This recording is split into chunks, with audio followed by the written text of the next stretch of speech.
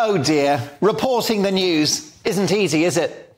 The poor old BBC struggled to come up with the right words to describe an organisation that annihilates 260 revellers at a music festival, burns people alive and beheads babies. You and me know them as terrorists, but they came up with militants, which conjures images of principled gunmen, heroic freedom fighters.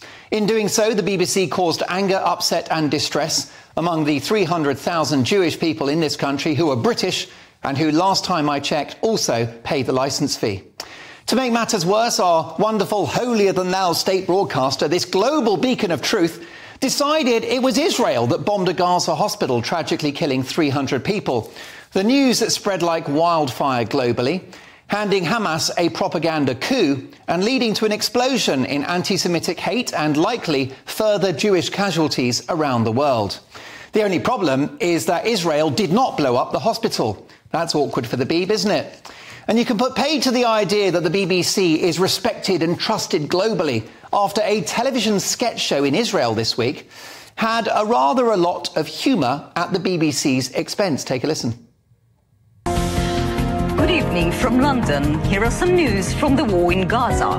Israel has bombed a hospital, killing hundreds of innocent people. More. Much better. With more details, our Middle East correspondent, Harry Whitegilt. Good evening, Rachel, from the illegal colony of Tel Aviv. Israeli officials has denied bombing the hospital, but we have video footage showing what really happened indeed.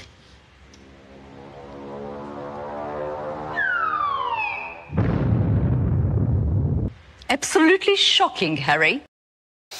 Devastating but brilliant satire. Props to those brilliant performers. Meanwhile, even though thousands have been marching on the streets over the last 2 weekends, poor old ITV News clearly struggled to find a Palestinian guest for one of their programmes to talk about the very real and concerning issue of Islamophobia in this country. I've got to say, this woman's testimony to the channel brought a tear to my eye as she talked about her miserable life, subjected to relentless hate for her religion. Terribly appalling, but not as appalling as giving this woman a platform. As it's revealed, her name is Latifa Abu Chakra, and she's a mouthpiece for a pro-Hamas propaganda show called Palestine Declassified. This is a woman who described the horrific October the 7th attack on Israel as a moment of triumph and a homecoming. This show airs on the Hamas-loving, terror-supporting Press TV, who are owned by the Iranian regime and who are not allowed to broadcast on British TV. Not allowed to broadcast on British TV, but one of its most vocal stars obviously allowed on ITV. Might be time for HR to have a word with their booking team.